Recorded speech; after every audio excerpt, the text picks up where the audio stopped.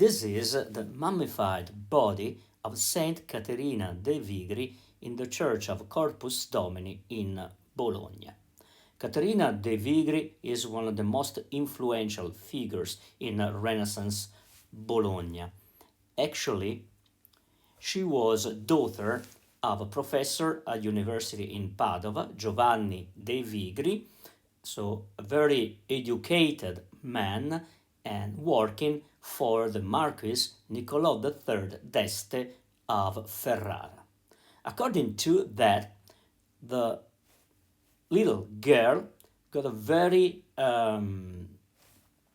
accurate education. Actually, she studied Latin, dance, music, poetry, and painting too.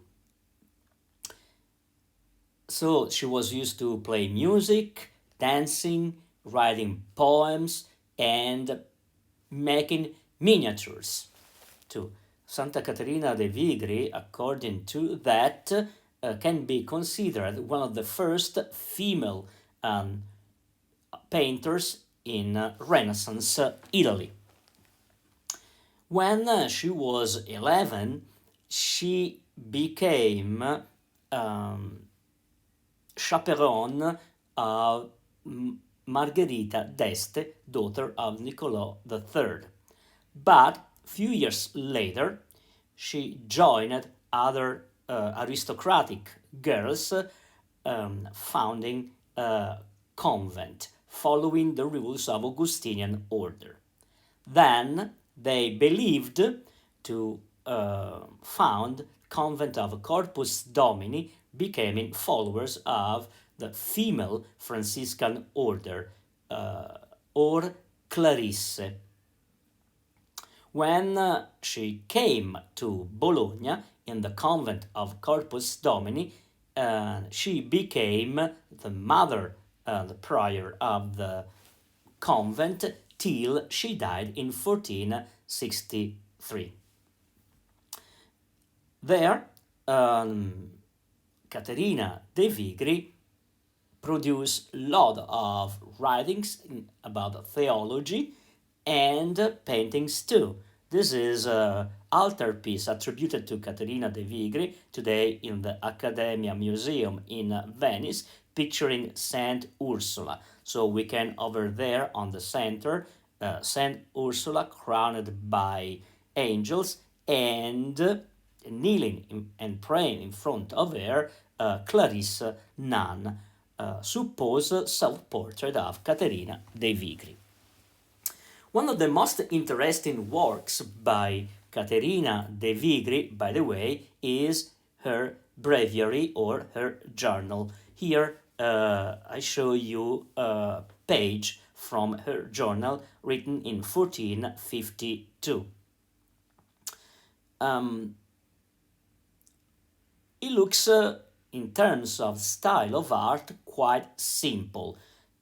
Over there, Caterina de Vigri pictured on our right baby Jesus, on our left Jesus as adult, below nun, and the host with the calyx bottom. The style looks very childish. To me, is just apparently childish, but on the other hand is extremely refined in terms of theology. We have to know that Santa Caterina de Vigri was Franciscan, and the main rule with the poverty of the Franciscan order is simplicity. We know that Saint Francis, for instance, even if he was a very educated man, she wanted to preach by using, old Italian in order to communicate with poor and simple people. Another famous Franciscan preacher during the years of Santa Caterina de Vigri was Saint Bernardino from Siena, and also in his sermons, Saint Bernardino is using very simple, poor language, sometimes quite rude, but his idea was to communicate to simple people. This is the same point we can find in this page by Caterina de Vigri. Even if the composition and the pictures look quite simple, actually, in terms of theology, this page looks quite complex. For instance, we can see on the right baby Jesus as human. On the opposite page, we can see resurrected Jesus, divine. And the nun can be considered kind of idealized self-portrait of Caterina. And below, the host salvation. So if we try to read, those images according to theology, we can see from right to left a picture of human life of Jesus. So on the right, we can see the incarnation of Jesus, that God became human for our salvation, and on the left, resurrected Jesus. So Jesus saving, humanity. And below, the host and wine connection to the communion, to the sacrifice of Jesus. And the nun is meditating about this mystery, so the miracle of the salvation. Another interesting aspect is, how the words are connected to images. And I want to say that, images are picturing words and words are picturing images. There is a perfect blend, perfect combination between words and images. In this case, we can see how images are functional to words and the opposite. Your words are functional to images. Another interesting picture by Caterina de Vigri is this crucifix. It looks, at the first glance, very, hard image. Jesus covered by blood, bleeding over St. Francis and St. Clara of Assisi. But again, we can see how this painting is a meditation about sacrifice of Jesus. By bleeding over them, he is saving them. By dying on the cross, Jesus, saved humanity. This is pretty interesting because those images can be connected to words and writings by Santa Caterina de Vigri. For instance, in his books about theology, he writes that per grata l'anima è creata all'immagine di Dio et redempta sanguine Christi. So the soul is saved by the blood of Jesus, says Caterina. And over there we can see the same idea.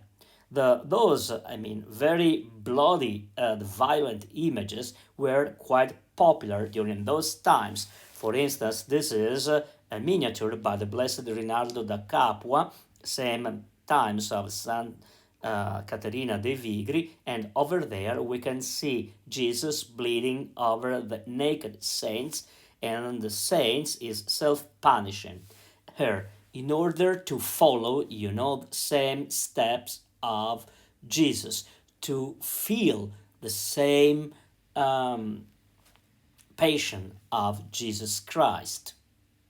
Also, the same violent image about Jesus on the cross can be found in a miniature by German female nun and painter Sibylla von Bondorf. Few years later, Santa Caterina de Vigri breviary, and over there we can see how Jesus is pictured covered by blood. Back to the first page, Here, Santa Caterina de Vigri focuses on gentle and sweet image of Jesus saving humanity, facing the baby Jesus. As I told you before, here Jesus looks so sweet, like a real the baby, wrapped in those lines like, well, Renaissance babies in Italy during those times, by the way. And again, we can understand this apparently simple image by reading some laudes or poems by Santa Caterina de Vigri. For instance, one poem of Santa Caterina de Vigri says: O dolce bambimello, in core te ho conceputo, ed in braccia ho tenuto, però si grido amore. Oh, sweet little baby, I keep you in my heart. I'm holding you on my arms. And according to that, I'm crying love. We can use those verses by Santa Caterina de Vigri to appreciate and to better understand this image by Santa Caterina de Vigri. We can see how, well, the poem and the picture are strictly connected. And this idea makes the Saint Caterina de Vigri one of the most relevant theologians of Franciscan spirituality and Renaissance spirituality too.